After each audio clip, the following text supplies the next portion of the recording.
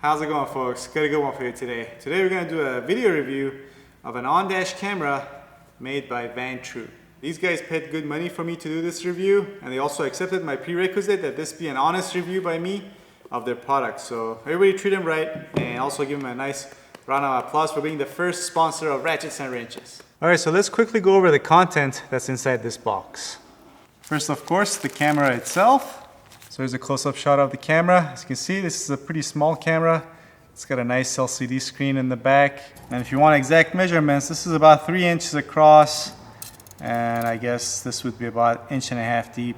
Also, one of the main features of this camera is that it can record at 2K at 30 frames per second, or you can record at 1080p at 60 frames per second, which is the resolution you guys usually see my videos at. But we get to all the features and all the buttons that are on this camera in a little bit, but for now let's get back to what's inside the box. It also comes with a USB cable for connecting your camera to your laptop or desktop. It also comes with this long cable that connects your camera to the cigarette lighter socket inside your car. And this is how this dash cam gets its power, and it's able to continuously run. And you also get this mount that's going to allow you to mount it to your windshield. It's got a locking mechanism in the back that makes sure it stays in place. And last but not least, your user manual and registration cards and whatnot. Alright, so let's get to all its features. So up front, here's your camera lens, obviously.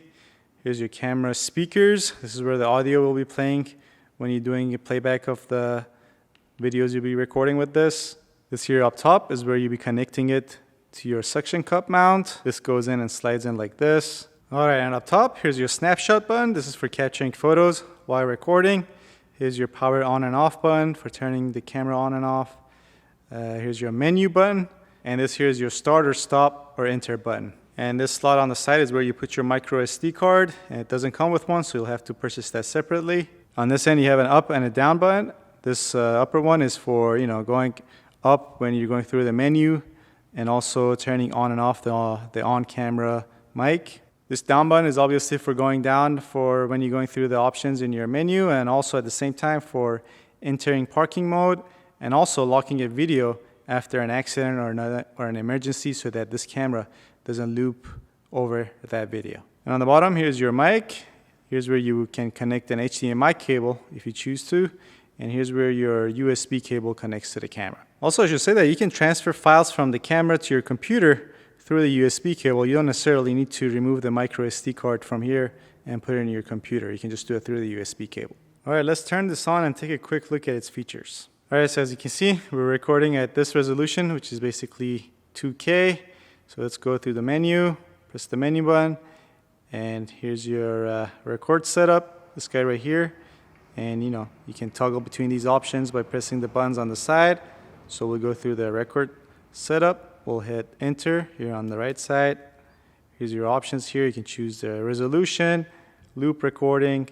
Basically, when you go through the loop recording, you can choose how long each video should be. Basically, at 10 minutes, it's going to cut every video. It's going to continuously record, but it's going to cut them into 10-minute 10-minute videos, so that way when you're going back through them, it'll be easy for you to find the right video.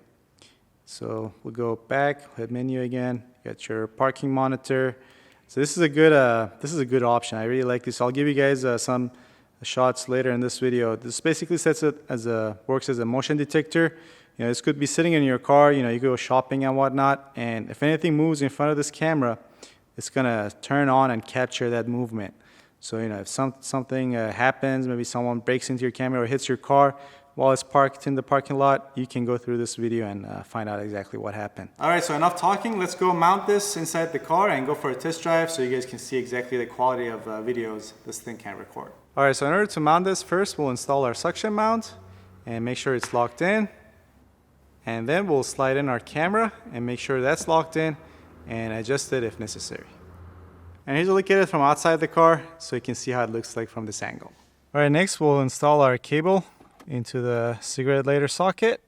Make sure this blue light lights up, and then attach the other end into our camera. And it should turn on if you have it set to that option, and it should start recording right away as well. All right, enough of that. Let's go get some footage.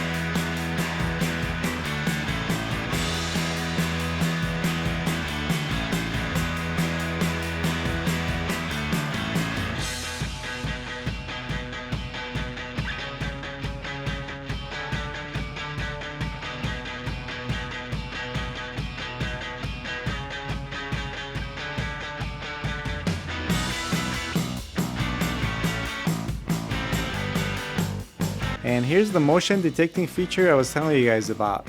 The footage you're seeing right now was taken when the car was turned off, and I wasn't even in the car, I was in the store.